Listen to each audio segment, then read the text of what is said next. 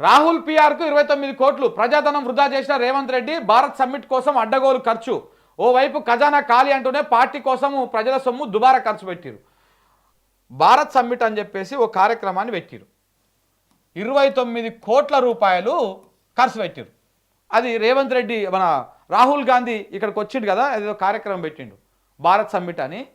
ఆ కార్యక్రమంలో 29 కోట్ల రూపాయలు ఖర్చు పెట్టిరు. దానివల్ల ఏమైనా తెలంగాణకు ఉపయోగం ఉందా? 0% ఏమన్నా ఫాయిదా ఉందా?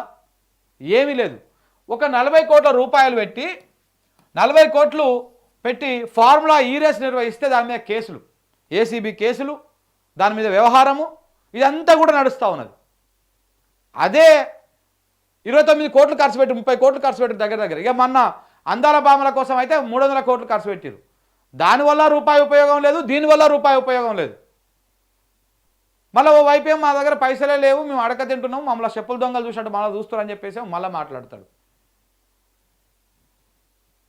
ఇది రేవంత్ రెడ్డి చేస్తున్నటువంటి వ్యవహారం. ఈ రకంగా నడుస్తూ ఉన్నది.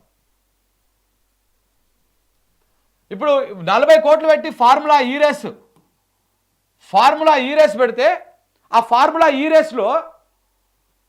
ఫార్ములా ఈ రేస్ వ్యవహారంలో ఏదో అవినీతి జరిగిపోయిందని చెప్పేసి కేసులు గట్రా చేస్తూ ఉన్నారు. కానీ అదే 40-50 కోట్లు ఖర్చు పెడితే ఈ రాష్ట్రానికి ఎంత ఆదాయం వచ్చింది, ఎన్ని పెట్టుబడులు వచ్చినాయి, ఆ లెక్కలు మాత్రం పట్టించుకోరు. మరి ఇప్పుడు ఇది తప్పైనప్పుడు ఈ 29 కోట్లు పెట్టి ఏం చేసినట్టు? తెలంగాణకి ఏం ఆదాయం వచ్చింది? అందాల భామల వల్ల ఏం ఆదాయం వచ్చింది? ఇది కూడా కేసుకు అర్హత కదా. రేపు ప్రభుత్వాలను మారినప్పుడు ఈ అందాల భామల కేసు ఒకటి, ఈ భారత్ సమ్మిట్ ఒకటి, ఇవి కూడా దృష్టిలో పెట్టుకోండి.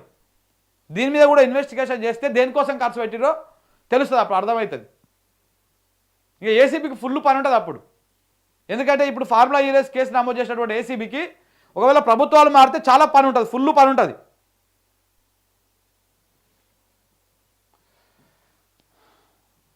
ఇగో డీజిల్ లేక ఆగిన అంబులెన్స్ అంట. 29 కోట్లు ఖర్చు పెడుతురు ఉట్టే పుణ్యానికే. ఇలా డీజిల్ వస్తుంది కూడా ప్రభుత్వం దగ్గర పైసలు లేవు. ఇంకో డీజిల్ లేక అంబులెన్స్ ఆగిపోతే దాన్ని నూకుతురు.